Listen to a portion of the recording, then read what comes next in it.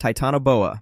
It slithered through the swamps of what is now Colombia during the Paleocene, somewhere around 60 million years ago, just a few million years after the dinosaurs disappeared.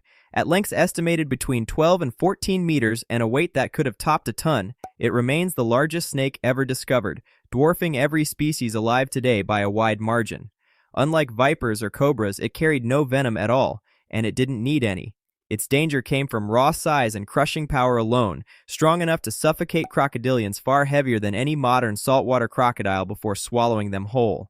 The swampy tropical heat of that era likely fueled its growth, since reptile size tends to scale with ambient temperature, and the world right after the dinosaurs vanished ran warmer than almost any period before or since. Fossilized vertebrae the size of dinner plates first revealed its existence in 2009, and paleontologists still treat it as the benchmark every other giant snake on this list gets measured against, Gigantophis. Before Titanoboa took the crown, this snake held the title of largest serpent known for nearly a century. It lived in what's now Egypt during the late Eocene, roughly 38 million years ago, slithering through humid swamps shared with early relatives of elephants and primitive whales still adapting to life in shallow seas. Estimates place its length somewhere between 9 and 11 meters, built on a heavier, more robust skeleton than most snakes alive today. It belonged to an ancient family called Madtsoia Bai, snakes with comparatively rigid skulls and limited jaw mobility, a trait that set them apart from the wide, flexible-jawed snakes that dominate the modern world. Without venom, its danger relied entirely on ambush and constriction, likely targeting young or vulnerable mammals that wandered too close to the water's edge. Vasuki Indicus, named after the mythological serpent king said to coil around the neck of the Hindu god Shiva, this snake was only formally described in 2024 from fossils unearthed in Gujarat, India. It lived around 47 million years ago, during the Middle Eocene, in a humid backswamp marsh far removed from the dry landscape that covers the region today. Based on the unusually large size of its vertebrae, researchers proposed a length somewhere between 11 and 15 meters, a figure that could place it close to or even past Titanoboa, though the estimate stays debated since a complete skeleton has never turned up. What isn't in question is its bulk. Thick, heavy vertebrae point to a slow-moving ambush predator rather than an agile hunter, one that likely overpowered prey through sheer weight and constriction instead of speed. Palaeophis colosseus. While most giant prehistoric snakes hunted on land, this one spent its entire life in open water. It swam through a shallow sea that once stretched across what is now the Sahara during the Eocene, sharing those waters with early whales like Basilosaurus and oversized predatory fish. Vertebral estimates suggest a length ranging anywhere from 8 to over 12 meters, making it one of the largest sea snakes ever known. Its body was built for sustained swimming rather than ambush, broad and muscular rather than the thin, ribbon-like shape of many marine snakes today. The danger it posed came from patrolling open water as an apex predator at a time when those seas were already crowded with formidable competitors, carving out a niche that no snake occupies in any ocean today. Sanajeh Indicus. This snake earned its place in paleontology, not through size, but through one of the most dramatic fossil scenes ever uncovered.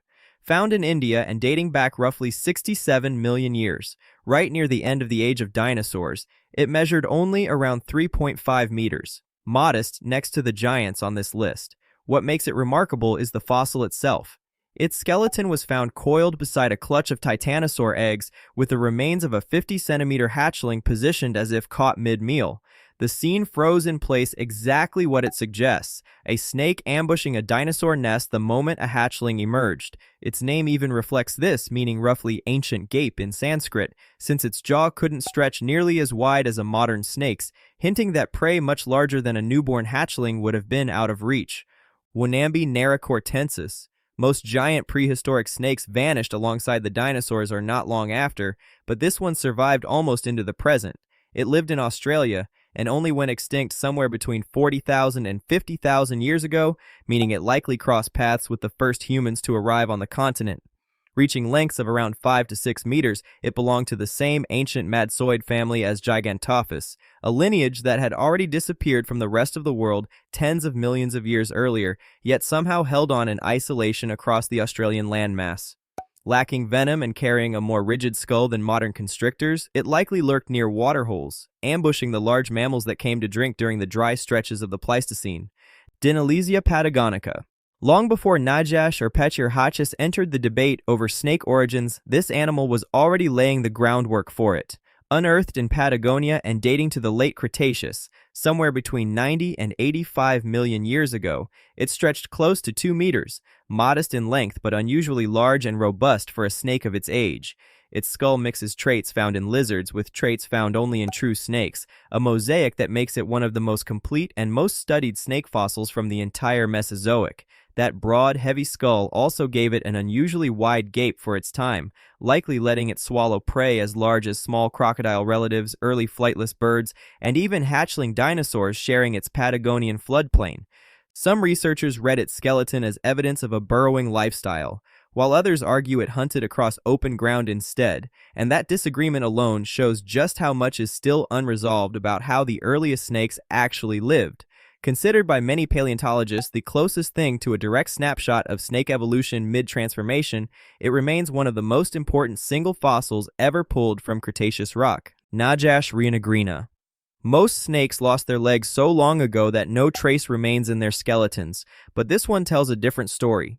Discovered in Patagonia and dating to roughly 90 million years ago during the late Cretaceous, it still carried a functional pelvis and a pair of well-developed hind limbs anchored by a true sacrum, a feature almost no other snake fossil preserves this clearly. That anatomy turned it into one of the most important fossils in the long-running debate over how snakes lost their legs in the first place, and whether the earliest snakes evolved on land or in the sea. Najash points firmly toward land since its skull and spine show clear adaptations for burrowing through soil rather than swimming. Its danger wasn't size or venom, but what it represents, a living snapshot of evolution caught only partway through one of its strangest transformations, Pachyrhachis Problematicus. Found in what is now the Middle East and dating back roughly 98 million years, this snake became the centerpiece of the opposite side of that same debate. Like Najash, it kept small hind limbs, but its body told a very different story, long, flattened, and clearly suited to swimming rather than digging through soil. For years, researchers pointed to it as evidence that snakes first evolved in the sea before later lineages moved onto land. Its name, meaning roughly thick spine, reflects unusually dense vertebrae built for life underwater. Whether it represents the true ancestral path of snakes or just one offshoot among several is still argued over today, but its strange mix of legs and a swimmer's body makes it one of the oddest snakes ever pulled out of the fossil record. Madtsoia Bai. Closing out this list is another heavyweight from the same ancient family that produced Gigantophis and Wonambi, this one unearthed in the Sarmiento Formation of Patagonia and dating to the Eocene, tens of millions of years after Titanoboa ruled the swamps of Colombia. Length estimates put it somewhere close to 9 or 10 meters, built with the same thick, inflexible skull shared across the Madtsoid family, a feature that limited how wide it could open its jaws compared to modern giant constrictors. It likely preyed on the large, flightless birds and early mammals that had begun spreading across South America in the long aftermath of the dinosaur extinction, relying on brute strength rather than speed or venom to subdue them. Spanning nearly every continent and tens of millions of years, the Madtsoid family that Madtsoia belonged to stands as one of the most successful, if largely forgotten, dynasties of giant snakes in Earth's history.